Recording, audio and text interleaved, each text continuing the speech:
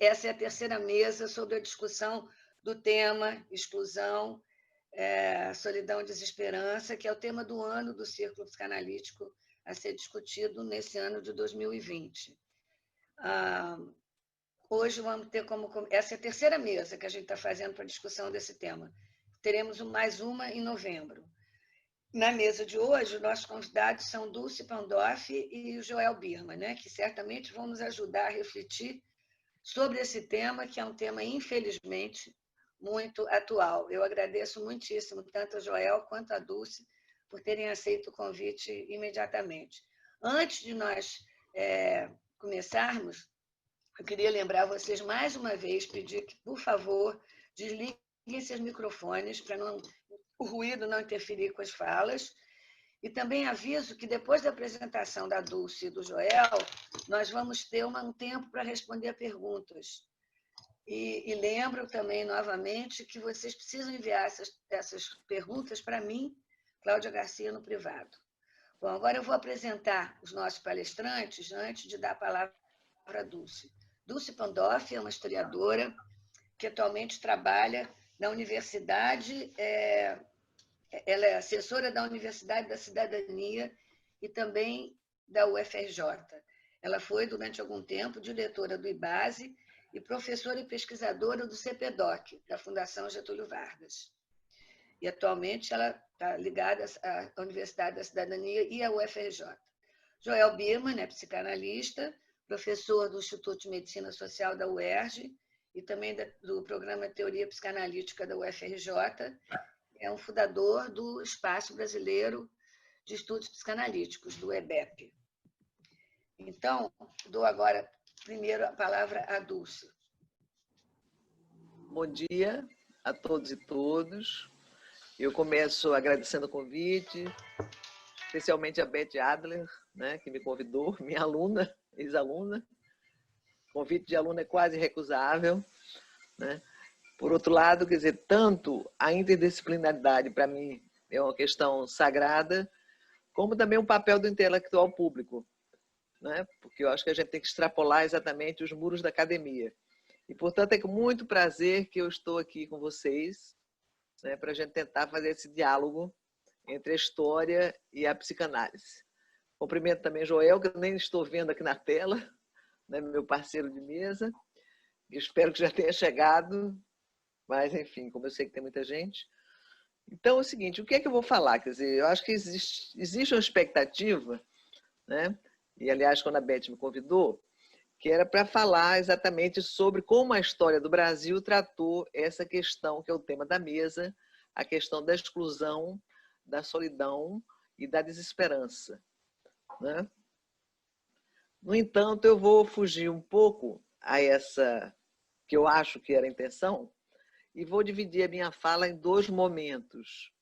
Num primeiro momento, eu vou falar exatamente sobre como a história do Brasil, né, tratou, pelo menos, de uma das suas maiores exclusões. Que narrativa foi essa sobre a importante exclusão na nossa história? Isso que ia ser minha fala vai virar uma breve introdução. E eu vou me deter mais naquilo que eu estou chamando a segunda parte, que é exatamente trabalhar com narrativas de pessoas que sentem a exclusão na própria carne.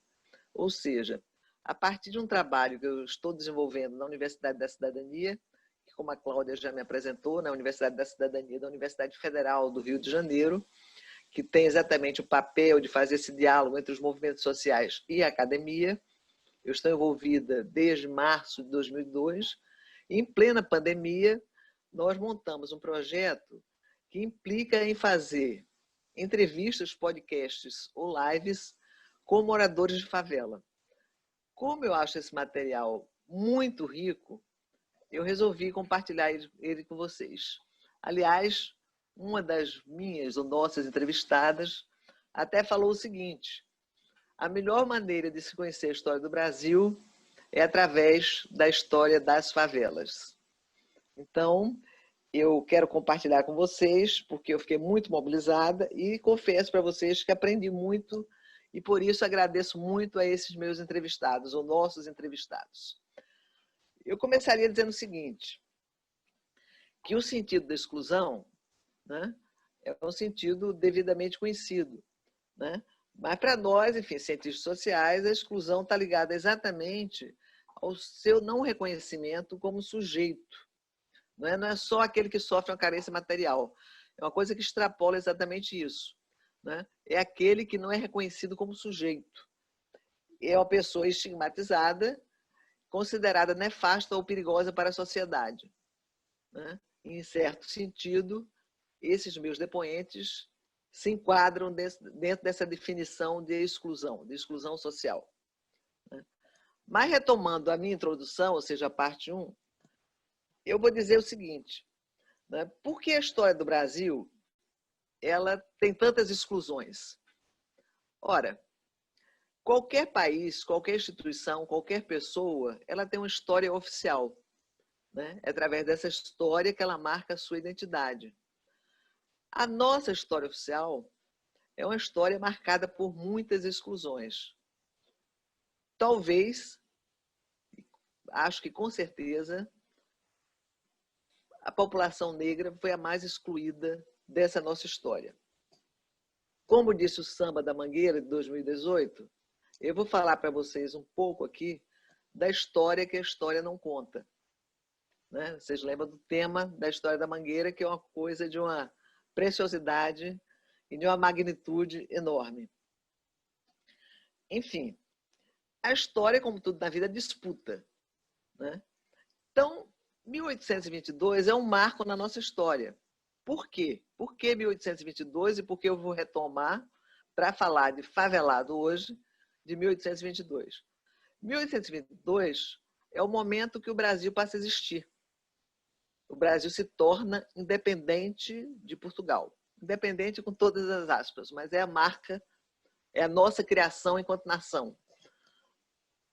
Nação criada, temos que criar instituições para reforçar essa nação. Uma delas, muito importante até os dias de hoje, é o Instituto Histórico Geográfico Brasileiro. E a partir do Instituto Geográfico Brasileiro, narrativas são construídas sobre esse novo país. Era um país diferente por quê? Das demais colônias de toda a América. Porque, diferentemente das demais, das colônias, ex-colônias espanholas, o Brasil, quando se torna nação, ou seja, quando se torna um país, quando começa a existir, ele está vinculado a Portugal, independente, mas vinculado. Além do que, as demais ex-colônias eram todas república, e nós continuamos como monarquia. Era uma monarquia com monarca português. Então, como explicar a história desse país? São feitos concursos, etc. E uma das narrativas mais importantes, que se torna uma forte narrativa, eu diria, a nossa história oficial, ela parte do seguinte pressuposto. Como íamos explicar que nós não éramos uma república, estávamos ligados a Portugal, tínhamos tido uma escravidão terrível e havíamos dizimado os nossos povos originários? Uma das sacadas foi entender a nossa especificidade. O Brasil tinha uma coisa muito específica. Era um país da mestiçagem. Ou seja, aqui havia tido uma mistura das famosas 3 raças, né? O negro, o índio e o branco. Ora, mistura não quer dizer igualdade. Esse é um ponto central que eu espero que vocês detenham. Misturar não é acabar com as hierarquias. Ou seja, a gente tinha uma raça dominante, que era a raça branca, e as outras duas eram, até a imagem que foi usada na época, a imagem de um rio caudaloso, que tinha 2 afluentes, um negro e um indígena. Então a gente tinha feito essa mistura, isso era uma especificidade da nossa, digamos, dessa nação chamada país. Além disso, a gente tinha uma natureza belíssima, que vocês devem, ao ouvir o nosso hino, inclusive o nosso hino nacional, essas belezas elas são cantadas em prosa e verso.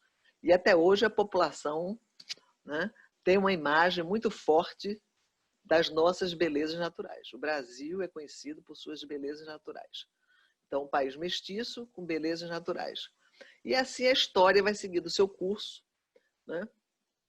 E a gente vai ter, então, este que era um rio menor e menos caudaloso, né? Aliás, esses dois, tanto os indígenas quanto os negros, sendo excluídos da nossa história oficial. O problema é exatamente que é uma exclusão não muito assumida.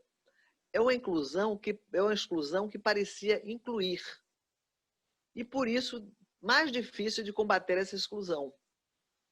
É em cima disso que vai se montando o nosso mito de democracia racial. Como vocês da área da psi sabem melhor do que eu, que o mito ele tem um pé na realidade, para conseguir se tornar mito. Ele não é a realidade, mas ele tem que ter um pé na realidade. E esse mito foi o mito que vigorou, né? E que vigora, que é forte até hoje, que começa a ser desmascarado de um tempo para cá, né? Então, seguindo esse ritmo dessa história que eu estou tentando mostrar para vocês, dessa história oficial, a escravidão aqui no Brasil, por exemplo, ela teria sido mais branda. Os nossos escravos teriam sido passivos. E a princesa Isabel teria abolido o trabalho escravo no nosso país e libertado a população negra. Ora, são três lendas, três grandes lendas. Primeiro que a expectativa de vida de um escravo brasileiro, ele era baixíssimo, era de 25 anos. Só para fazer a nível de comparação, essas comparações são terríveis, um escravo nos Estados Unidos, a expectativa de vida foi 35 anos, no Brasil era 25 anos. Né?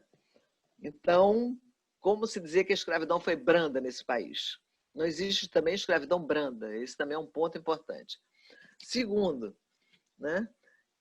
Passividade, como passividade?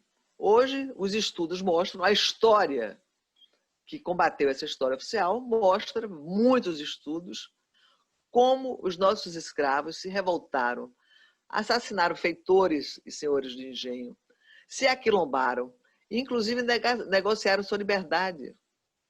Ou seja, não foi essa massa passiva como se fazia crer nessa história oficial. E o terceiro ponto, né, que é um ponto também já está muito óbvio, é que a princesa Isabel não aboliu o trabalho escravo, aliás, que perdura até os dias de hoje. Né? E o que é mais sério, foi um país que não incluiu os seus ex-escravos na sociedade. Pelo contrário, na época, a teoria dominante aqui era a teoria do embranquecimento. Então, era preciso embranquecer a nossa população, como se a mestiçagem tivesse ido longe demais. Então, como nosso objetivo, nosso alvo, né, era a Europa, era uma história eurocêntrica, né, era preciso clarear essa população. Então, essa mão de obra escrava praticamente não foi utilizada, e o que nós tivemos foi uma forte migração aqui, muitos imigrantes, né, vindos exatamente dos países Itália, Portugal, Espanha, etc., para embranquecer essa população. Nesse curso da história é que as favelas vão sendo constituídas por essa população que não tem lugar na nossa sociedade. Né?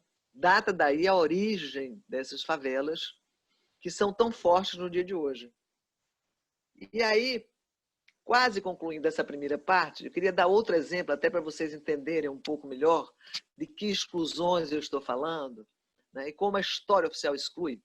Por exemplo, durante muitos anos, o discurso oficial dos anos 1930 era o discurso de que o Brasil finalmente tinha incluído os seus trabalhadores através de uma legislação social. Isso é verdade? Claro. Foi super importante. Nos anos 30, foi constituída a CLT, Consolidação das Leis Trabalhistas. O Brasil deu uma guinada nesse aspecto. Né? Se antes a gente não tinha nenhuma legislação para a questão, praticamente nenhuma para a questão do trabalho, a partir dos anos 30, na era chamada Era Vargas, né, os trabalhadores foram incluídos. Só tem um pequeno detalhe. Que trabalhadores foram incluídos? Poucas pessoas sabiam disso. Foram incluídos apenas os trabalhadores urbanos, que representavam 30% da classe trabalhadora. O grosso do trabalho estava no campo. E esses eram os invisíveis da sociedade. Esses não tinham direito nenhum. Eles viviam como na época da escravidão, praticamente. Era o grosso da população, mas o discurso, né, e as histórias não ressaltava esses chamados invisíveis trabalhadores rurais, que, como vocês sabem, ganham expressão só nos anos 1960, sobretudo no período do governo Jango, onde a reforma agrária passou a ser uma bandeira fundamental, né? E é a partir daí que esses trabalhadores rurais, até então invisíveis, ganham visibilidade e conquistam os seus direitos, né? Não é em 1930. Os rurais só conquistam direitos a partir dos anos 60. Né? Mas, enfim, eu poderia aqui citar vários exemplos, até para mim uma questão muito cara, que depois no debate, a questão da ditadura. Como essa história da ditadura foi contada e como está sendo contada, aliás, por esse governo, que é um governo, né, que a gente chama, nós, historiadores, negacionista, que nega parte importante da nossa história. Porque, como historiador, eu posso fazer revisão da história. A partir de novas fontes, novas descobertas, eu vou revendo a história. Né? A verdade é o nosso, digamos assim, a nossa meta, mas a verdade para o historiador, ela é relativa nesse sentido. Né? O historiador é informado por fontes, por novas pesquisas que surgem, né? E que vão dando para ele instrumentos para entender uma realidade até que já estava um pouco consolidada. Né? Mas, para não me estender demais, eu vou parar por aqui com essa história, né? Que a história não conta, do ponto de vista da historiografia oficial, e vou entrar nessa parte que eu talvez, aliás, estou convencida, que pode ser a parte interessante e mais rica para vocês. Pelo menos para mim, ela é bastante estimulante. Primeiro o seguinte, a partir desses depoimentos, dessas narrativas, é que eu vou construir aqui minha argumentação. Em alguns momentos eu vou até ler, porque eu vou citá-los integralmente. Né? Mas tem praticamente 4 questões que eu gostaria de falar aqui com vocês. O primeiro é o seguinte: qual a percepção que a favela tem sobre a sua exclusão, sobre a sua solidão, sobre a sua desesperança? A segunda, que está ligada a isso, é qual a percepção que a favela tem sobre o Estado. Outra questão importante dos tempos atuais é como a favela está se ressignificando. O que é que isso quer dizer? E vinculada a esta terceira questão, surge a quarta, é como a favela tem reagido a essa exclusão, a essa solidão, a essa desesperança. Eu já adianto para vocês que é através de projetos, ações coletivas, projetos de solidariedade. Bem, a percepção que a sociedade tem sobre a favela, existe praticamente um consenso. Eu vou aqui, inclusive, citar a fala de Itamar Silva, morador da favela Santa Marta há 60 anos, uma das principais lideranças do movimento de favelas, que, aliás, tem feito essa série de entrevistas comigo, que diz de uma forma brilhante o seguinte, aspas, a ideia que se tem é que da favela vem sempre o mal. Não se acredita que ali tenha vida de qualidade. Para o poder público, aqueles são lugares contaminados. E a atuação do poder público no território é uma atuação violenta e racializada. Ora, e aí é que entra mais uma sutileza. Né? Segundo essa visão é tão forte, a visão do mal na favela, que mesmo as ONGs, mesmo as instituições assistencialistas, mesmo as instituições do bem, indiretamente, tratam a favela como um lugar do mal. Por quê? Porque a ideia é desenvolver projetos sociais ali para tentar controlar o mal, para tentar aquela população, né, que está já direcionada para o mal, para fazer com que o mal não se alastre naquelas regiões. Ou seja, ou se cai numa visão paternalista ou assistencialista, mas sempre visando, ou violenta, mas sempre com a ideia de extirpar o mal pela raiz. Ou seja, a favela, na percepção do senso comum e do poder público, mas não só do poder público, e esse aqui é o ponto, é o lugar do mal. Ali não existe vida de qualidade, como diz Itamar. Bem, em relação à atuação do Estado, é óbvio que para esses entrevistados, né, a visão do Estado sobre a favela é uma visão negativa. Né? Eles até acham que o Estado teria condições para resolver os problemas, mas não tem interesse. Mas o que é interessante é que também praticamente todos afirmam que o Estado ele não é ausente, como se pensa, na favela. O Estado é presente. Né? Só que a sua presença não é para salvar vidas, mas para destruir vidas. Não é uma presença para incluir, é uma presença para excluir. Não é uma presença para levar a solidariedade, mas é uma presença para levar a solidão. Não é uma presença para trazer esperança, mas é uma presença para trazer a desesperança. Né? A questão da resistência da favela tem aparecido com muita força nessas minhas entrevistas, nessas narrativas. Né? E eu vou citar aqui alguns exemplos dessas falas que me comoveram muito. A Dalva Correia, ela é moradora do Morro do Borel, um morro que fica ali, uma favela que fica na região da Tijuca, no Rio de Janeiro. E ela é mãe do Tiago. O Tiago é um dos jovens que foi vítima de uma chacina que ali ocorreu nos anos 2003, que ficou conhecida como a chacina do Borel. Bem, ali começou a incansável luta, né, da Dalva. Ela não tinha nenhuma militância, mas a partir dali ela passou a fazer parte da rede de comunidades e movimentos contra a violência, onde ela milita há 17 anos. Há 17 anos ocorreu a chacina. Foram identificados os policiais e até hoje, há 17 anos, essas pessoas não foram punidas. E aí Dalva diz duas frases muito fortes. Se eu parar de lutar, sinto que estarei morta como meu filho.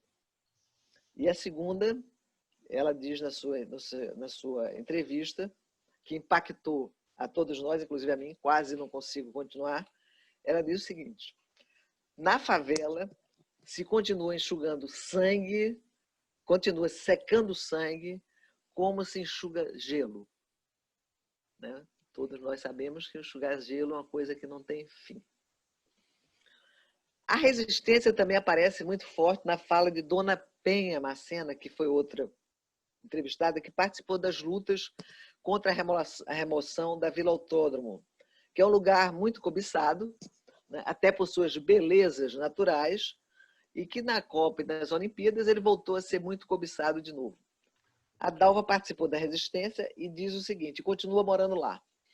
Ela diz o seguinte, aspas, se você não luta, não resiste, eles fazem com você o que fazem com o lixo. Levam vocês para onde eles querem. Vocês sabem que até hoje essa é uma luta recorrente das favelas, a luta contra a remoção. E ela diz também, nós temos que entender que nós somos o patrão dos nossos governantes. Porque se a favela parar, a cidade para. Essa ideia é muito interessante. Até um deles falou assim, se a gente fizer um lockdown aqui, a cidade não aguenta, porque a cidade depende de nós para tudo. Somos nós que abrimos a padaria em Botafogo, somos nós que fazemos a faxina na casa da Madame X, somos nós que abrimos os colégios dos filhos da classe alta, enfim, essa integração muito forte da favela com a cidade. Né? A ideia da favela, resistência e potência é muito forte. Raquel Barros, que é doutora em sociologia, ela fez uma dissertação de mestrado e a tese dela de doutorado é sobre Manguinhos, que é o local onde ela mora. E ela diz o seguinte, que agora com a pandemia, e nós todos sabemos disso, a verdade está sendo jogada na cara da sociedade. Não dá mais para falar de desigualdade social sem falar das pessoas negras e faveladas. Essas vidas importam. Esse lema nunca foi tão forte como agora. Agora eu vou falar do tema da ressignificação da favela, né? No passado, a narrativa construída, e eu que venho estudando favela há muitos anos, era a narrativa da comunidade, né? Era o termo que se usava. Hoje, que é muito interessante, todos eles fazem questão de usar o termo favela. E aí, a Pâmela Carvalho da Maré, que é outra favela enorme do Rio de Janeiro, é um complexo, né? São 16 favelas, ela é historiadora, ela é mestre em educação, continua morando na favela da Maré. Ela dá aula, é professora em universidade, e ela diz, vamos insistir no termo favela. Ser favelado não é feio. Não gostamos do termo periferia, nem do termo subúrbio. Isso tudo dá uma ideia de margem da cidade, dá uma ideia que nós somos fora da urbis, ou seja, mas nós somos cidade. Chegando ao meu quarto ponto, que é a questão dos projetos, né, e das respostas que a favela dá a essa exclusão, a essa solidão e essa desesperança, né, eu diria para vocês que é o seguinte, a pandemia acirrou as desigualdades sociais, a gente sabe disso, e a situação vai ser muito trágica daqui para frente. Mas, ao mesmo tempo, fez com que essa população avançasse, acentuasse os projetos sociais que eles já vinham realizando, porque eram muitos projetos sociais que eles estavam realizando nessas comunidades, né? Mas, a partir daí, sabendo que o poder público estaria ausente, eles se anteciparam, isso é uma coisa impressionante, e criaram soluções para minorar a pandemia naquelas comunidades. Isso realmente é uma coisa impressionante. Poder público, zero.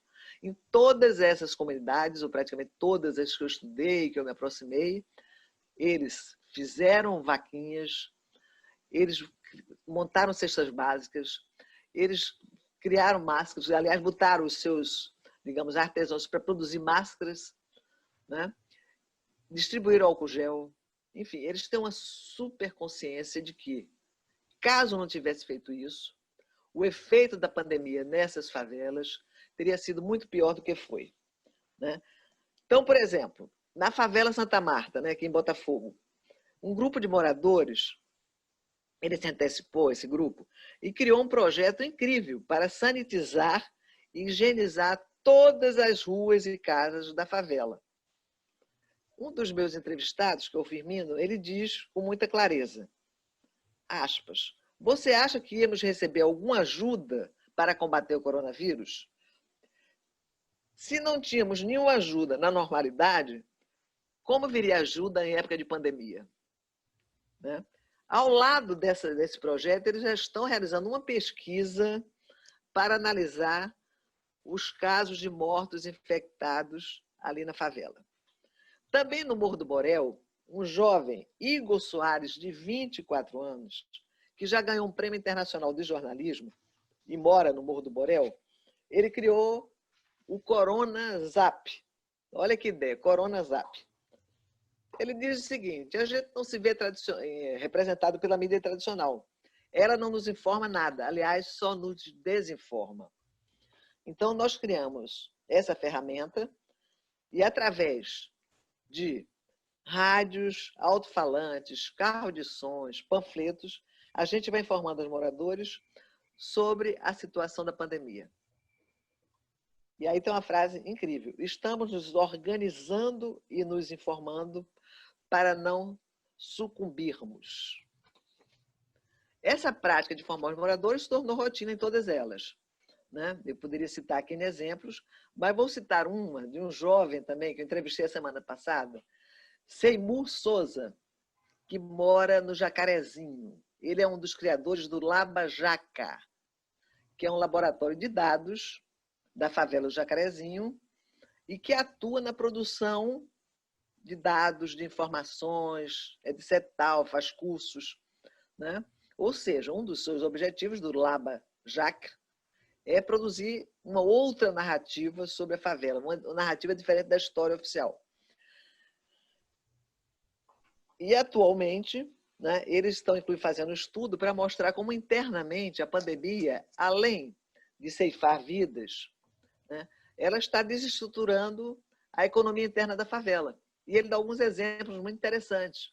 O baile funk, por exemplo, que é uma atividade de lazer e até uma atividade que rende alguns dividendos para os seus organizadores, teve que ser suspenso.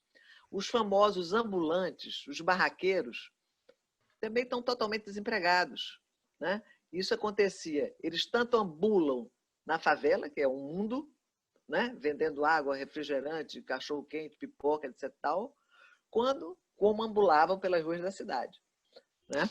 Então, está sendo feito um estudo por eles para entender exatamente esses efeitos da pandemia, né? E eles dizem que lá, graças, né, a esse laboratório que foi criado, eles conseguiram retirar 3.000 famílias da situação de total insegurança alimentar, com distribuição de cestas básicas mensalmente, o que é um dado impressionante, né? Pessoas que possivelmente morreriam de fome, né? Eles falam também, e aí são várias outras iniciativas, né? Mas o que eu acho interessante é que eles têm uma consciência muito forte sobre a questão da autogestão. Eles dizem o seguinte, eles sabem que a autogestão é limitada, que o poder público é fundamental. Eles sabem que isso que eles estão fazendo tem um valor, mas que a atuação do poder público é que pode realmente, né, solucionar as questões. Diante da ausência, vamos fazer essas atividades. Uma das diferenças também entre o hoje e o passado, nessas comunidades, nessas favelas, é que agora o objetivo das pessoas que ali estão é trazer o desenvolvimento, o conhecimento para a própria favela. Eles criticam muito. Pedro Paiva, por exemplo, que é designer e é de um coletivo muito interessante chamado Coletivo Rocinha. Rocinha Resiste, né? Rocinha, uma das maiores favelas do Rio de Janeiro. Ele diz o seguinte, que agora os especialistas nunca tinham pisado nas favelas, mas agora nós estamos estudando para trazer esse conhecimento para cá, né? E, nesse sentido, estão sendo, nas favelas, montados e articulados inúmeros cursinhos de pré-vestibular. Aqueles que já ingressaram na universidade passam, né, se transformam em professores daqueles outros alunos. Nessa mesma direção, a Pamela Carvalho, da Maré, que é professora, mexe em educação pelo FRJ, ela diz o seguinte, a produção de conhecimento sobre a favela sempre existiu, mas qual é a diferença? Agora, não só estamos dentro da academia, na universidade, mas estamos produzindo nossos próprios saberes. Usamos o nosso saber para ajudar o nosso território. E aí é incrível, porque ela diz o seguinte, muitas vezes eu dou aula usando só material pedagógico produzido por nós mesmos. Enfim, produzido, eles fazem pesquisas, são laboratórios de estudo, fazem livros, etc, etc. Tal. E aí, 2 novos conceitos aparecem com muita força nessa narrativa, que para mim foram novidades. Um é o conceito de ranquear saberes. Nós estamos ranqueando saberes da sociedade. Ou seja,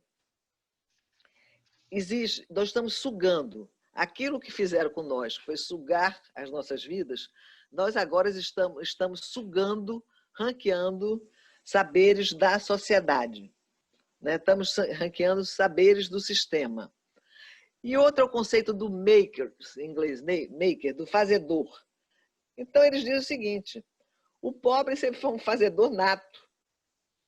Esse é um depoimento do Natan Nascimento, que é mestre também pela Universidade Federal Fluminense, morador até hoje do Complexo do Alemão, e é um produtor cultural. Então, ele diz o seguinte, a favela ela é maker por excelência. Maker, né? Maker, palavra inglesa, sinônimo de fazedor.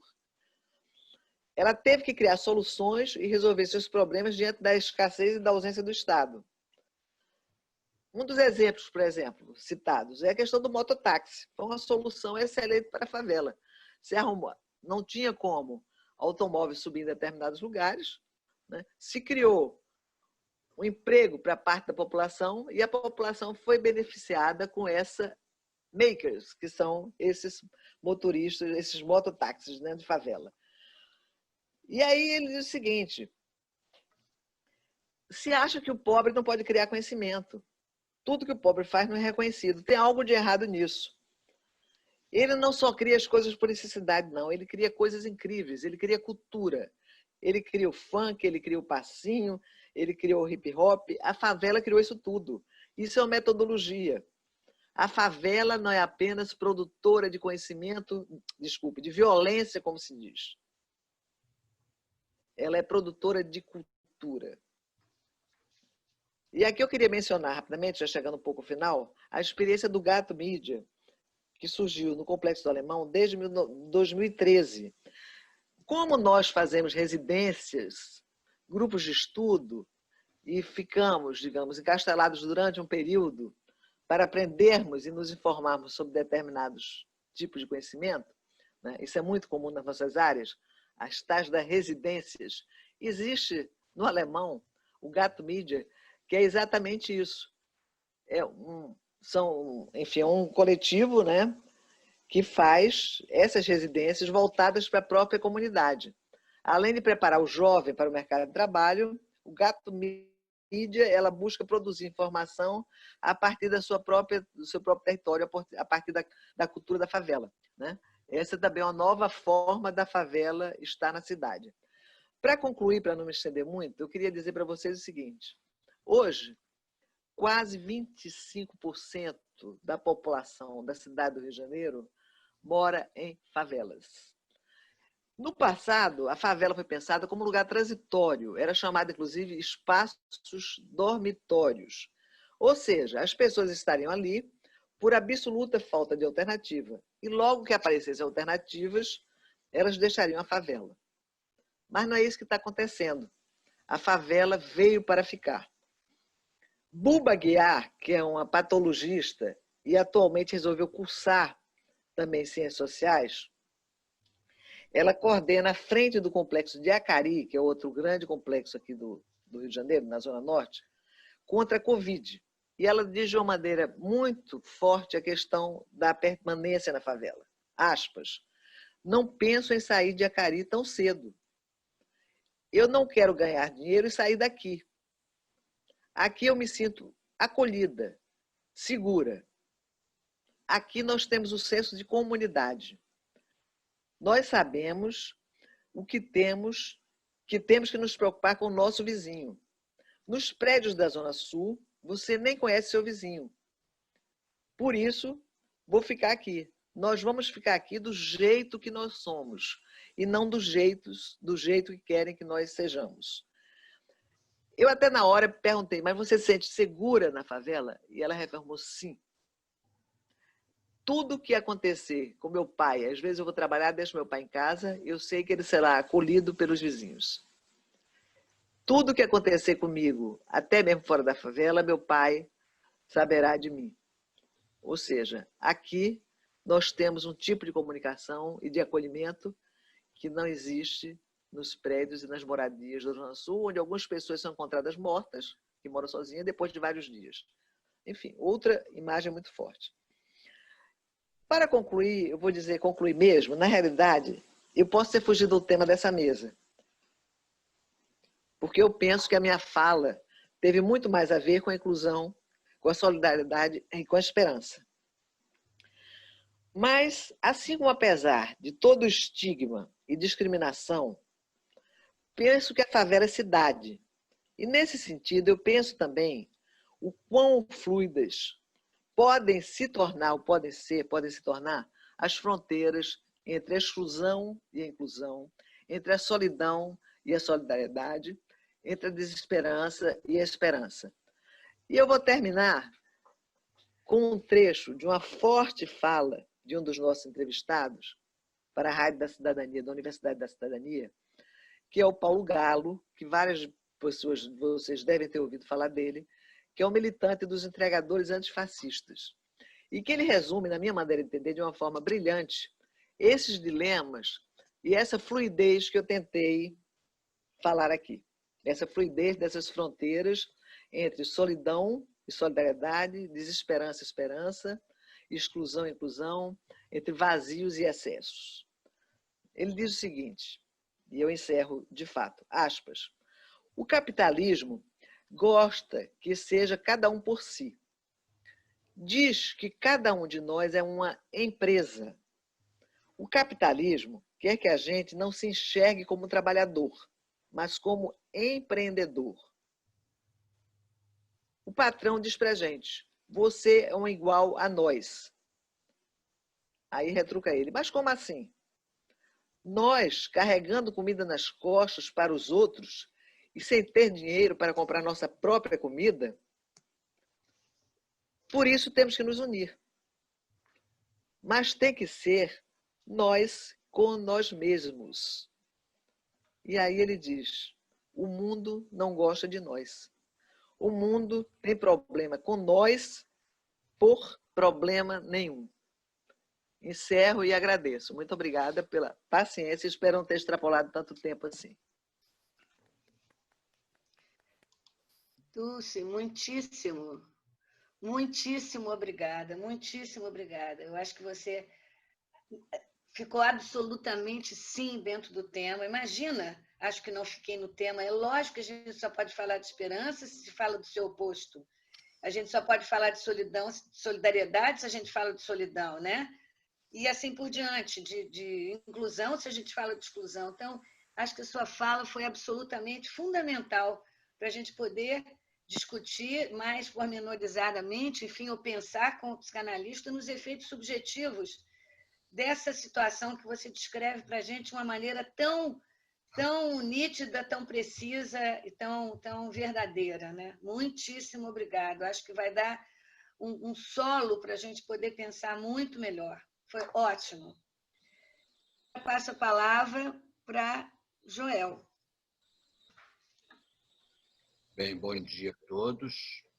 Antes de mais nada, eu queria agradecer ao Círculo Psicanalítico do Rio de Janeiro pelo convite de estar participando aqui desse colóquio. Em particular, a Cláudia Garcia, que me convidou. Estou muito contente de estar dividindo esse colóquio com a Dulce Pandolfo, amigas de antigos carnavais. Então, eu fico muito feliz de estar aqui com ela e de ter acabado de escutar essa bela fala dela sobre o tema desse colóquio, né? E dentro desse tema que foi proposto, né, quer dizer, exclusão, solidão, desesperança, eu vou fazer um recorte para falar de exclusão, segregação e desalento, né? Esse vai ser o recorte que eu vou fazer para situar o que eu quero lhes dizer, né? E de forma, mas querendo ressaltar de uma maneira preliminar que eu acho que esse tema que foi proposto por vocês, ele se situa na fronteira entre psicanálise, política, subjetivação, né? Então, eu acho que qualquer abordagem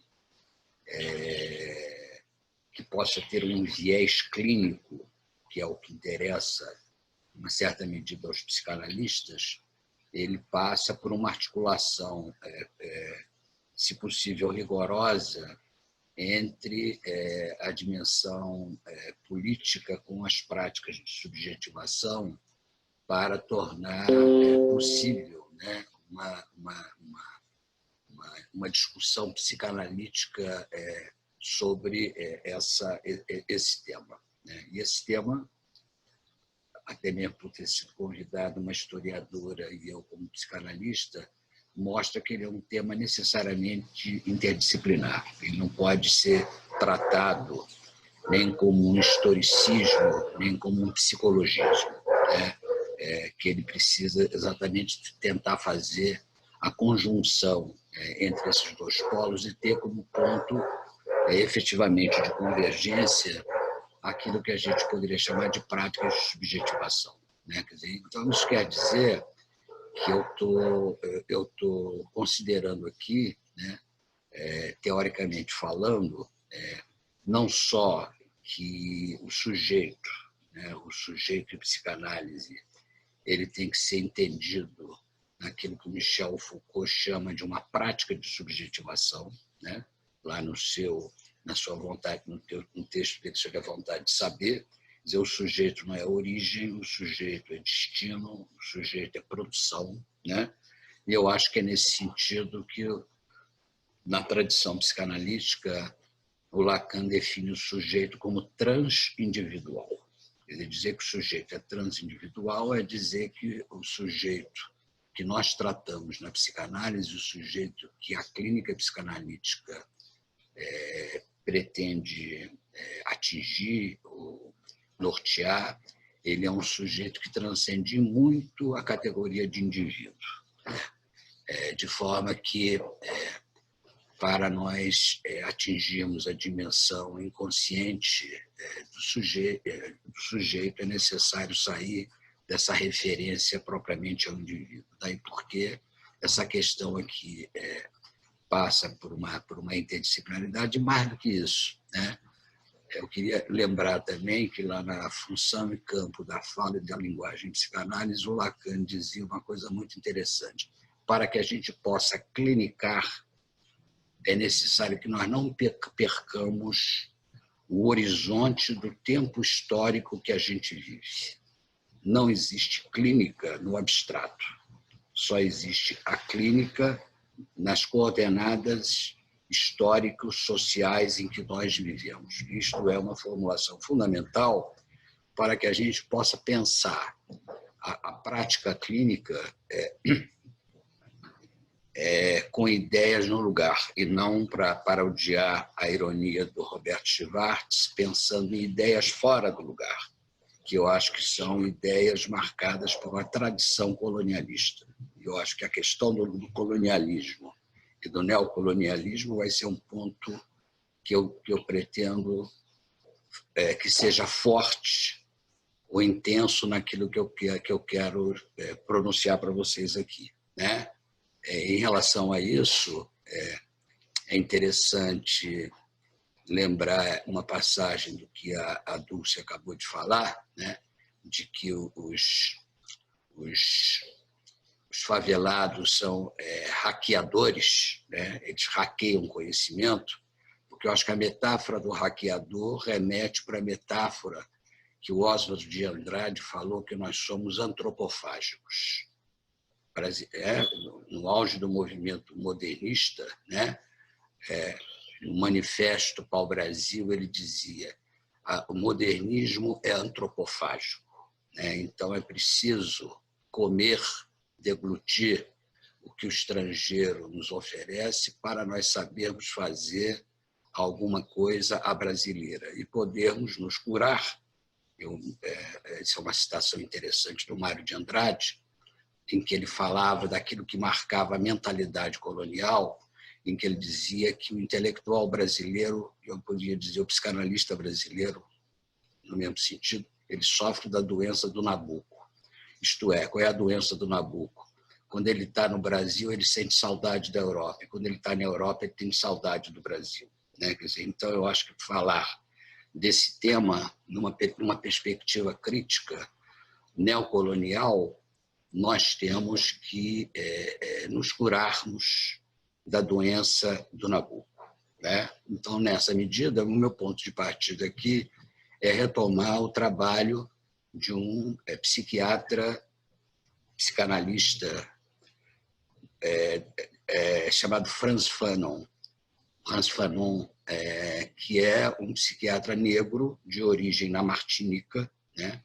Que migrou para a França e acabou fazendo um trabalho muito importante na Argélia, na época em que a Argélia vivia sobre a colonização francesa, né? Quer dizer, então, todo o trabalho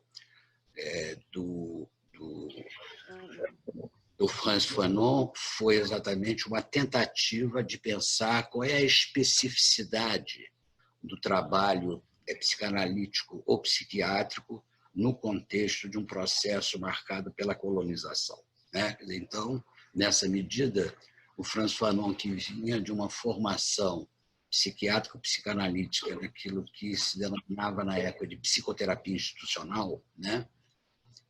Feita na França durante a guerra, né? Por um psiquiatra de origem espanhola que vivia numa cidade chamada de Santa Lyon, né? E onde se misturava psiquiatria, psicanálise e práticas sociais para o trabalho com sujeitos psicóticos, né? O Frantz Fanon dizia que, no contexto colonial, nós temos um impasse, né? Isto é, você demandar, né, que o sujeito tenha pleno direito a ser reconhecido no plano do discurso, que esse reconhecimento aconteça e que ele possa ser sujeito de trocas sociais, se encontra impossibilitado de acontecer no contexto colonial, como nos anos 50 e 60 da Argélia. Né? Por quê? Porque lá na Argélia nós temos uma dupla condição de cidadania, uma dupla condição de direitos. Nós temos o cidadão pleno, que é o colonizador, nós temos o cidadão de direitos limitados, que são os argelinos propriamente ditos, numa espécie de inversão, né, de que os argelinos, que eram maioria numericamente ou demograficamente falando, eles se tornam minoria nos seus próprios países, né? Quer dizer, de forma que fazer uma prática clínica, como se propunha Fanon, né, no contexto argelino, implicava em inserir, né, fazer um processo de desconstrução do trabalho de colonização para que essa prática clínica fosse possível, para que o sujeito argelino pudesse retomar, né, efetivamente a sua dignidade, né, e saísse da condição, né, de serem aquilo que o Fanon, num título de uma das suas obras mais conhecidas, chamada Os Danados da Terra, né? Os Damnés de la Terre. Né? Quer dizer, então, ele era essa condição essencialmente política para retirar o sujeito argelino dessa condição de subalternidade, né, de direitos de cidadania face ao colonizador francês, que fazia com que, em sendo um sujeito de condição cidadã secundária e inferior, né, ele era considerado pelos franceses, e isso tem um impacto na prática clínica da psiquiatria colonial, que era dizer que o sujeito argelino era primitivo, ele era bárbaro, comparado ao seu modelo europeu, né, plenamente desenvolvido. Então, eu acho muito importante, né, esses efeitos da psiquiatria colonial, né, esses efeitos desconstrutores que o Frantz Fanon exigia como condição concreta de possibilidade para fazer uma clínica que pudesse ter, ao mesmo tempo, uma marca emancipatória, né, naquele contexto propriamente colonial. Né? Quer dizer, então, eu acho que eu estou trazendo aqui, digamos assim, a evocação do Frantz Fanon, não para repetir o que o Frantz Fanon disse, mas trazer ele muito mais como alguém que abriu um caminho novo para nós pensarmos nessa relação entre psicanálise, subjetivação e política, que eu acho que é o que ele traz através desses anos de trabalho feito, sobretudo, na Argélia. Né? Bem, mas aí vocês poderiam me perguntar, mas por que falar de processo colonial? Afinal de contas, a gente não vive mais num mundo colonial. Né? Vocês poderiam, muito naturalmente, levantar essa questão para mim. E eu acho que a resposta que eu daria para vocês seria dizer, bem, em parte vocês têm razão, a gente não vive no mundo colonial, mas, do outro lado, eu vou discordar de vocês. Eu acho que a gente não vive mais no mundo colonial, mas a gente vive no mundo neocolonial. Né? Aquilo que se chama do mundo pós-colonial também é um mundo neocolonial, né? De forma que nós somos marcados, né, por esse mundo dos efeitos do processo de colonização, né, que produz, inventa as nossas marcas e dos nossos processos de subjetivação, né, que nos fazem nos sentir aquilo que o Fanon, num outro texto dele, chama pele negra e casca branca, em que você vive numa casca branca, numa pele negra, né, que é essa combinação, né, de ser negro, né, de alma branca, se vocês quiserem, né, quer dizer, essa mistura perversa e esdrúxula que o discurso neocolonial produz, colonial e neocolonial produz, né, de maneira que nós temos hoje que trazer de volta, né, antes de chegar ao Brasil, né, o tema dos grandes segregados da nossa contemporaneidade, que são os refugiados. Os refugiados correspondem hoje, né, a um produto desse mundo neocolonial e pós-colonial. Quer dizer, quem são os refugiados? Os refugiados são aqueles que migram da África, do Oriente Médio, da Ásia, da América Latina, vão em direção, né, aos países ricos do mundo, aos continentes ricos do mundo, sobretudo Europa e Estados Unidos, em função das guerras existentes nos seus países, guerras, aliás, promovidas principalmente pelos países ocidentais, é preciso que a gente não se esqueça disso, né? Pela fome, né? Pela precarização das condições de trabalho, né, que eles vivem nos seus países, e vão em busca desse Éden que é a Europa e os Estados Unidos, né? E são, evidentemente, essa massa de precarizados, eles são um produto, né, por excelência desse processo neocolonial. Eles são produtos dos efeitos neoliberais do que se passou nos países não hegemônicos, né? Eles são os famigerados, né, que em que seus países não existem condições de vida e de trabalho, que são obrigados a migrar para sobreviver, né?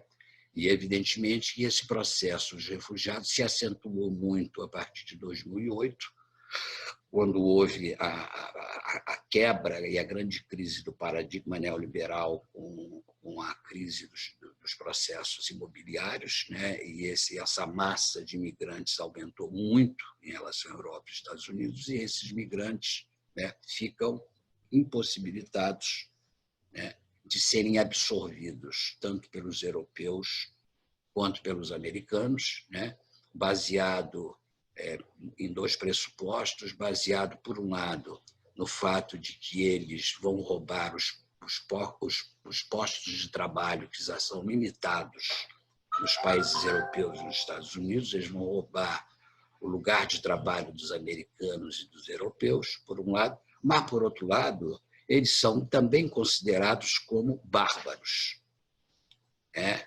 com vistas aos critérios de ordem religiosa, de ordem racial e de ordem étnica. Eles são considerados como fazendo parte do mundo da barbárie, né? De forma que, diante da América cristã, ou da Europa cristã, né, marcado pela tradição do cristianismo, esses bárbaros vão trazer para cá essas novas formas de religiosidade que são completamente incompatíveis com a religiosidade, com a ética europeia ou americana, né? Então, eles são tratados como refúgio, né? Eles ficam situados nas bordas desses países, poucos são incorporados, né? E eles vivem, né, naquilo que se chama que são espaços para refugiados, né? Esses espaços para refugiados, né, eles são nada mais, nada menos do que uma versão contemporânea dos campos de concentração nazistas, tá? Esses são espaços de segregação, né, onde eles vivem em péssimas condições alimentares, de saúde, impossibilitados de trabalhar, né, onde eles ficam situados numa condição daquilo que a Hannah Arendt levantou na sua obra sobre o totalitarismo, que é a condição dos párias. Eles são os párias contemporâneos, né? Aí eu quero lembrar para vocês que quando a Hannah Arendt falou dos párias, ela falava dos armênios, né? Naquilo que aconteceu com os armênios que foram expulsos da Turquia, né? E eles circulavam para a Europa como cidadãos sem cidadania, porque eles não eram mais turcos, mas eles também não eram incorporados nas novas culturas. Então, essa condição do pária, ela caracteriza esses refugiados hoje, como também caracterizou no pós-Segunda Guerra Mundial, quando os judeus saíram dos campos de concentração e ficaram perambulando em trens pela Europa para encontrar um lugar de pousada onde eles pudessem ser aceitos, porque eles também eram refugados e eles ficavam sem nenhuma condição de cidadania e como se eles não fossem detentor de direito nenhum, né?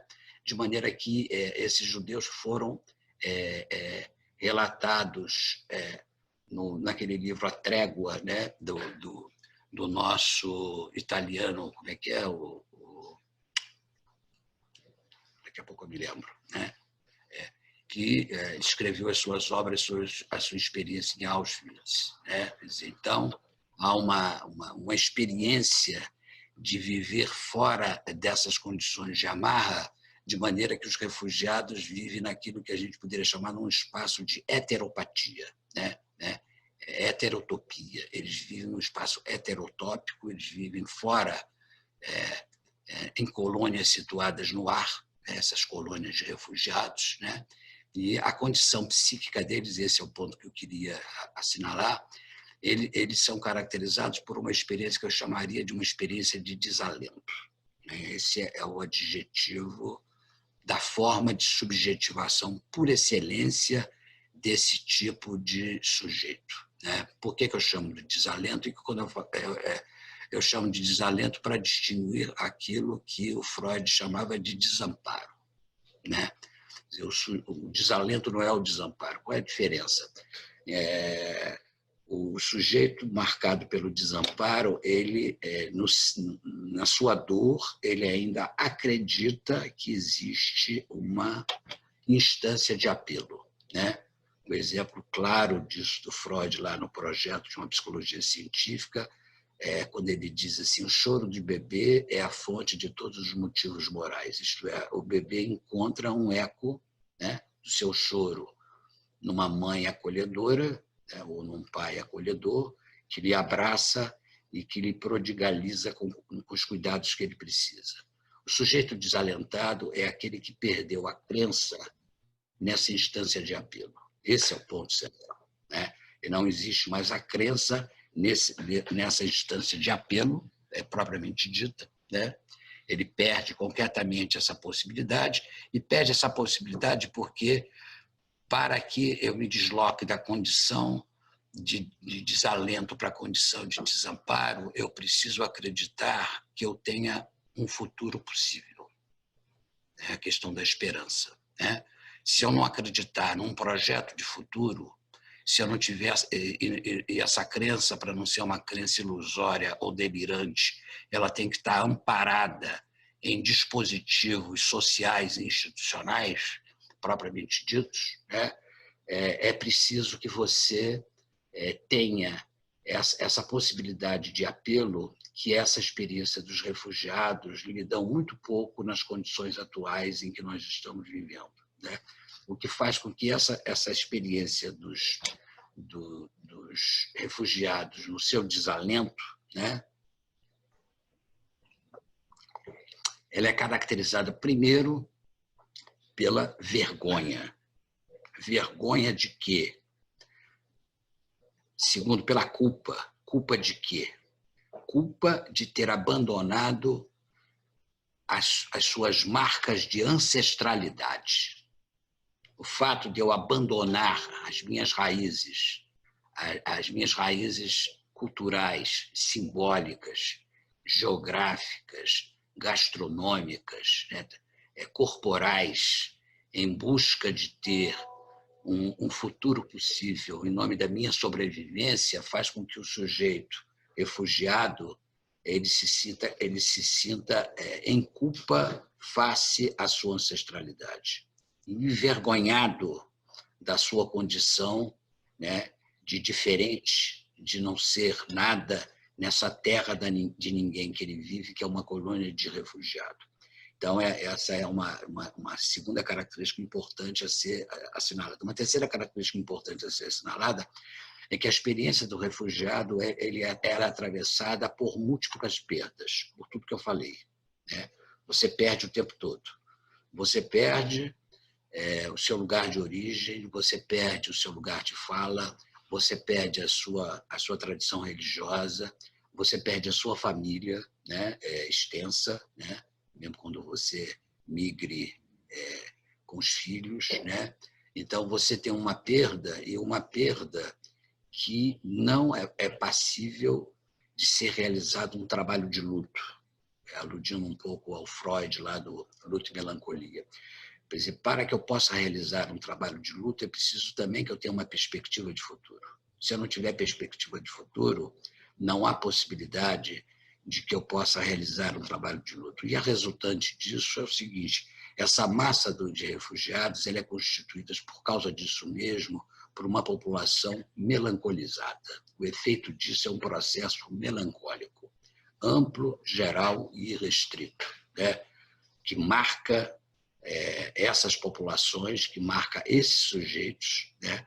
De maneira que pensar na possibilidade de uma clínica dos refugiados, né? É preciso pensar nessas condições de subjetivação dos refugiados para que se possa, de fato, criar com eles um projeto de futuro para que eu possa transformar a sua condição de desalento numa condição de desamparo, para que uma esperança no horizonte de vida deles seja possível. Mas, para isso, a gente tem que desconstruir as condições do mundo neocolonial. Se essa prática de desconstrução em ato não for feita no plano da experiência social, da experiência clínica, né, não existe possibilidade de que essa transformação do desalento no desamparo para que uma vida se torne possível e que ele saia da condição de pária, essa possibilidade não vai acontecer. Essa condição básica do que eu chamaria dessa clínica com uma subjetividade refugiada, né? Bem, aí vocês poderiam novamente dizer, mas, pô, eu estou aqui falando de refugiado, né? E o Brasil, né? O Brasil não tem nada a ver com isso, a gente não vive mais num país neocolonial, nós vivemos num país independente, né? Aqui não tem refugiado. Então, eu queria lembrar para vocês o seguinte: o Brasil ele tem uma grande população de refugiados. Não apenas os refugiados que vieram recentemente da Venezuela ou do Haiti para morar no Brasil, né? Que são reportados pela mídia fugindo das péssimas condições de vida que eles têm lá nos seus países, né? Mas eu queria lembrar para vocês, evocando lá o Caetano Veloso, que o Haiti não é lá, o Haiti é aqui. O Brasil é um país de refugiados. É um país de refugiados porque a grande maioria da sua população, em função dos impasses do processo escravocrata, nós não saímos ainda das marcas desse processo escravocrata, né? Quer dizer, onde a condição negra ela é subalterna, ela é aviltada na tradição brasileira, ela é considerada menor, né? Ela é considerada, ela é identificada com isso que a Dulce falou do favelado, ela é identificada com a questão do mal, né? Propriamente dito, né? E eu queria retomar essa questão da favela que a Dulce falou, pensando não na conjuntura da construção da favela, que ela traçou muito bem aqui pós proclamação da República. Eu queria pensar na formação da favela que se dá nos anos 40, 50 e 60, que é o momento onde se dá aquilo que os economistas, os sociólogos, os historiadores falam de uma modernização da sociedade brasileira. E nessa modernização da sociedade brasileira, nós tivemos uma grande migração de pessoas que vieram de outros lugares do Brasil, sobretudo do norte e do nordeste, para o Rio e São Paulo, metrópoles consideradas mais ricas do ponto de vista econômico, onde oferecia maior possibilidade de trabalho inexistentes no mundo rural brasileiro, de maneira que, com essa migração que se dá entre os anos 40 e 60, que se realizou essa modernização na sociedade brasileira, o Brasil passa a ser um país, sobretudo, urbano e não um país rural, né? Mas o que eu queria ressaltar, desse ponto de vista que eu estou querendo sustentar aqui, é que essa massa proveniente dessas regiões mais pobres brasileiras que foram se instalar no Rio e São Paulo, elas se instalaram nas favelas ou nas comunidades, né? Passaram a viver, na época, em condições de moradia, de alimentação precárias. Elas passaram a não ter acesso a processos sanitários ou educacionais para os seus filhos, né? Eles viveram numa situação altamente precarizada, né, nessas condições, de maneira que o que marcou subjetivamente essas experiências é que elas viveram uma enorme experiência de deserção, né?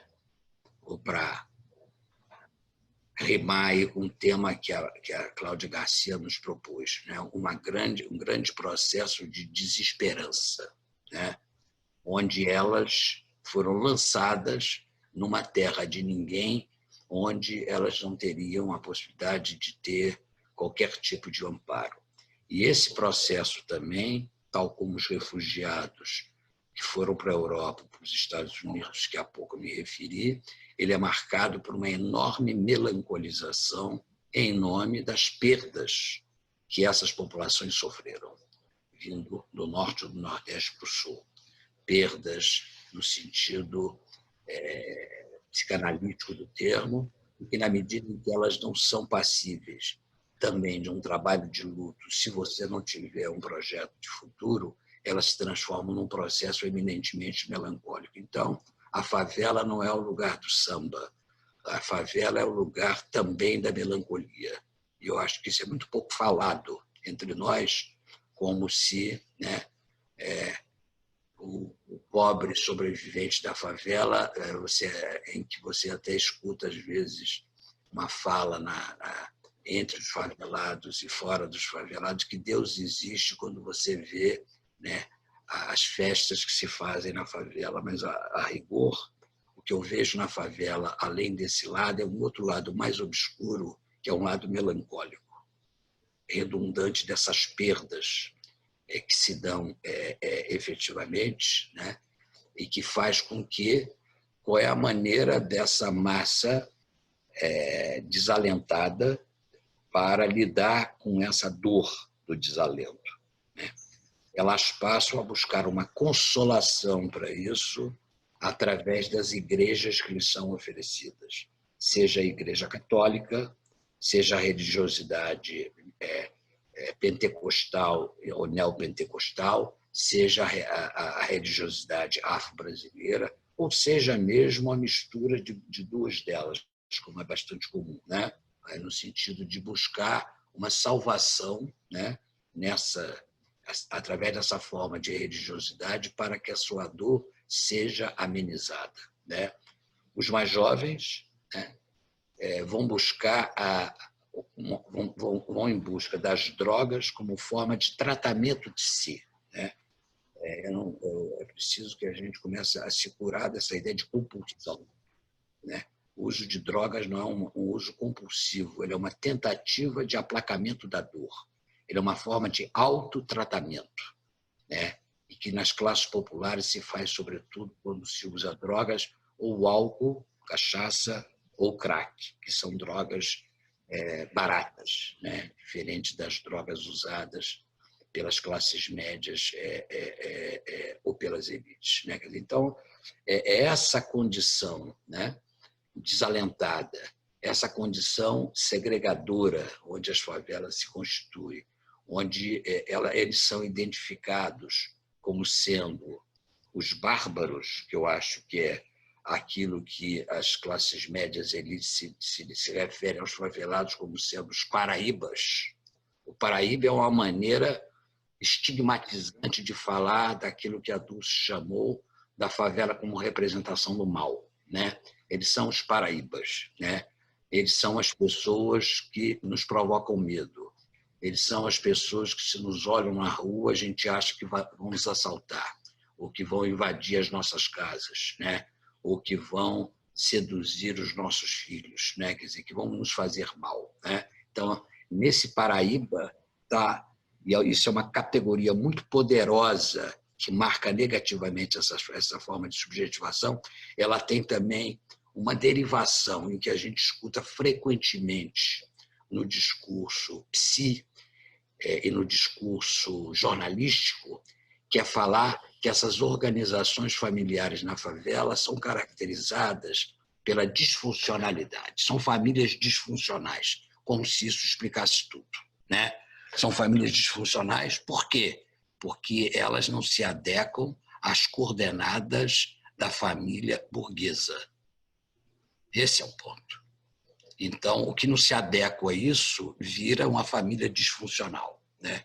E vai lá o psi com as suas ideias fora do lugar, com um microscópio psíquico dele, ou a lente dele, para tentar enquadrar essas pessoas nesse modelo de familiarismo, como se esse modelo de família fosse um modelo supostamente universal. Uma terceira categorização sobre essa miséria desalentada que tem aparecido muito nos últimos anos nas adjetivações brasileiras é dizer que no mundo da favela é um mundo sem pai. Não tem nome do pai, como dizia lá o velho Jacques Lacan, né? Então, não tem pai. Então, o trabalho é um trabalho de colonização ou de neocolonização para implantar o nome do pai nesse mundo de desalentados, né? E vejam bem, implantar o nome do pai aí é quase fazer um trabalho policial. É uma espécie de polícia simbólica, né? Onde você vai implantar na alma desses desalentados o nome do pai. Então, eu dei algumas figurações, algumas metáforas que vocês, como psicanalistas, escutaram já referentes a esse mundo do desalento favelado, né? Quer dizer, para tentar mostrar como o ponto máximo de condensação, né, dessa dupla cidadania brasileira, ela se condensa no mundo prisional brasileiro. O mundo prisional brasileiro, ele é um mundo onde 80% da população é constituída de pobres e negros, onde quem tem um diploma universitário não vai para a prisão, ou vai para uma prisão especial, não se mistura com a massa de aprisionados, né?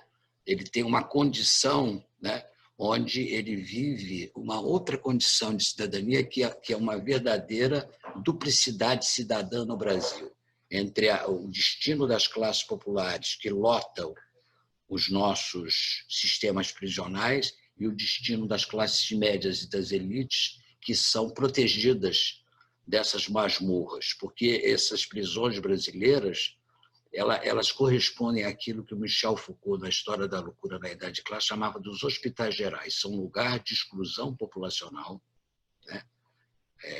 É um campo, né, de refugiados, propriamente dito, onde as pessoas são levadas para serem mortas. Elas são matáveis, né? Há uma prática genocida nesse tipo de exclusão feita no sistema prisional brasileiro, né? É uma prática efetivamente genocida, né? De maneira que, dentro do sistema prisional, você é marcado não só pela morte simbólica, como acontece também com os refugiados, mas você é marcado também pela morte real, pelas más condições de alimentação, pela circulação de doenças infecto-contagiosas, pela precarização do serviço médico, né, de forma que você tem um alto nível de mortalidade dentro das prisões, sem considerar as mortes como violência. E, além do mais, um outro ponto que eu acho muito importante é que, nesse mundo, fora do mundo prisional, mas no mundo das favelas, a massa favelada, o povo favelado, ele está exposto à violência real e simbólica de uma tripla fonte, né? Isto é, ela está exposta à violência da polícia, à violência dos milicianos e à violência do narcotráfico. Ele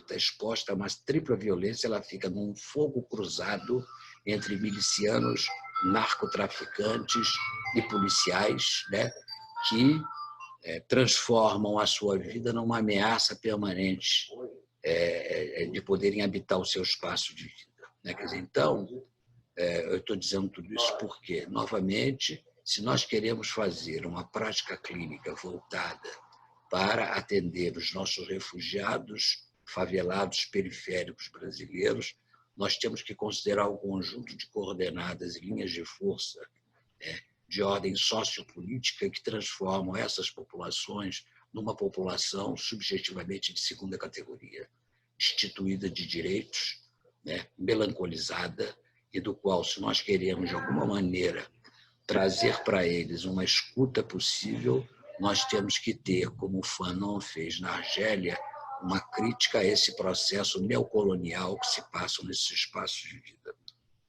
E, me encaminhando para concluir, eu só quero evocar para vocês que a pandemia do qual nós estamos ainda atravessando, né, estamos longe ainda, talvez, de um ponto de chegada, mostrou, ao nível da caricatura, todas essas desigualdades entre segregação e integração, né? Isto é, de como as classes médias e as elites puderam ser, de uma certa maneira, protegidas pelas instituições ou pelo discurso médico, e, ao mesmo tempo, como as classes populares e negras ficaram expostas, né, a ter que criar formas de sobrevivência diante desse horror que foi a experiência da pandemia. Porque é preciso considerar o seguinte: diz-se que o vírus ele é muito democrático, isto é, que ele pode atingir a todo mundo. Entretanto, se o vírus pode atingir a todo mundo, se eu posso ter a possibilidade de ter certas formas de proteção criados pelo confinamento social, criado pelo uso de trabalhar na minha casa fazendo um trabalho de home office, se eu posso ter a possibilidade de ter medidas higiênicas e sanitárias à minha mão, eu posso me proteger efetivamente disso, que é o que acontece com nós, com as classes médias e com as elites, enquanto que as classes populares não estão expostas ao mesmo nível de proteção. Elas vivem em espaços pequenos, elas não podem manter distâncias num espaço de 6, 8 metros quadrados, onde vivem 5, 6, 8 pessoas, né? Elas estão expostas a essa contaminação permanentemente, elas são obrigadas a ir trabalhar, né? Porque elas precisam tirar algum dinheiro para a sobrevivência delas, né? De maneira que, se o vírus ele é democrático, por um lado, ele é elitista pelo outro, né? Ou dizendo numa linguagem mais prosaica, o vírus do coronavírus, né? Ele é democrático no varejo, né? Mas ele é altamente elitista no atacado, né? Porque ele seleciona quem ele faz viver e quem ele faz morrer, de maneira que a grande massa de mortos e contagiados no Brasil foi representado epidemiologicamente pelas classes populares. Essa que é a verdade. E onde as classes médias e as elites foram protegidas desse processo, né, por conta de todas essas precarizações que foram criadas, né, por conta desse desalento que marca essas camadas populares, por essa condição de refugiados em que vivem as classes populares no Brasil, né? Mas, enfim, a pandemia é um tema para uma outra discussão, mas eu só queria evocar a condição da pandemia porque ela traz de uma forma trágica e condensada todas as contradições em relação à segregação, ao desalento e à exclusão que marca nossas formas de subjetivação no Brasil. E é exatamente por isso que eu acho que a gente tem que, ao pensar numa clínica para essa camada populacional, a gente tem que pensar numa clínica que leve em consideração essas coordenadas de ordem sociopolítico-institucionais que marcam as nossas formas de subjetivação. Muito obrigado pela atenção de vocês. Eu agradeço muitíssimo a Dulce e ao Joel por duas falas que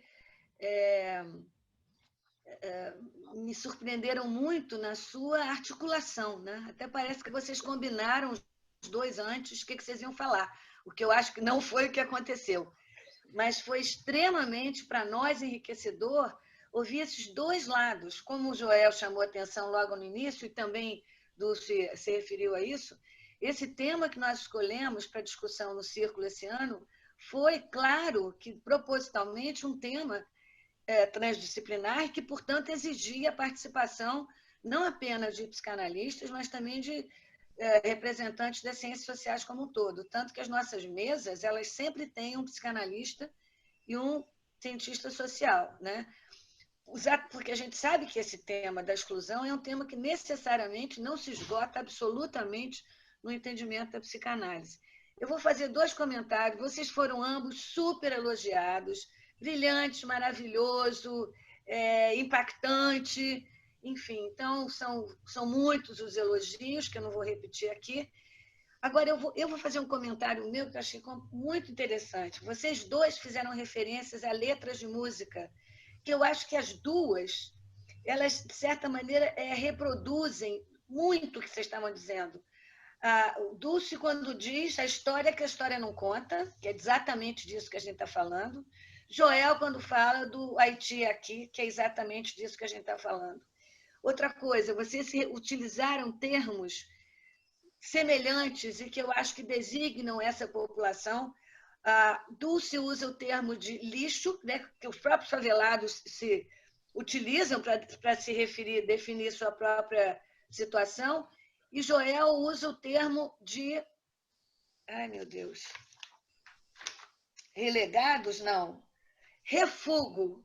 Refúgio e lixo são termos extremamente semelhantes. E eu acho que é disso que a gente está falando quando a gente pensa em exclusão, quando a gente pensa nisso que a gente está presenciando na sociedade brasileira, que é uma questão que não dá conta, que uma disciplina só absolutamente não dá conta, e é disso que a gente está tentando entender. Eu acho que a gente podia fazer essas discussões mais frequentemente, que pudessem, eu estou sempre à procura disso, resultar em algum tipo de ação. Eu acho que, nesse sentido, a Dulce vai poder nos ajudar mais, né? E o próprio EBEP vem fazendo isso muito.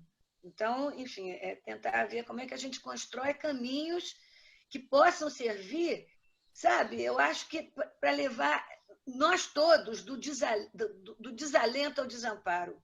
Porque eu acho que esse percurso que o Joel nos oferece, do desalento ao desamparo, eu acho extremamente significativo, extremamente importante para a gente poder entender o que a gente está atravessando, né, nesse momento. Enfim, faltam, na verdade, 3 minutos, digamos assim, para a gente chegar ao meio-dia, a gente vai ter que terminar. Eu queria fazer um comentário final, que ficou para mim claro. Vocês realmente foram absolutamente articulados. Enquanto que o Joel, acho que tenta retratar essa situação de desalento e essa opção, né, melancólica, que, de certa maneira, que claramente deve marcar os refugiados, a Dulce mostra, eu acho, que nas favelas, nessas comunidades, existe uma possibilidade, com essas organizações, com a sua própria possibilidade de sobrevivência criativa, uma certa passagem, uma possibilidade de uma passagem do desalento para o desamparo. Eu acho que até nisso vocês se articularam. Quer dizer, um falando mais da desesperança e do horror que a gente está vivendo, e a outra, de alguma maneira, dando para a gente uma possibilidade de pensar mais esperançosamente. Aliás, alguns comentários foram nessa direção.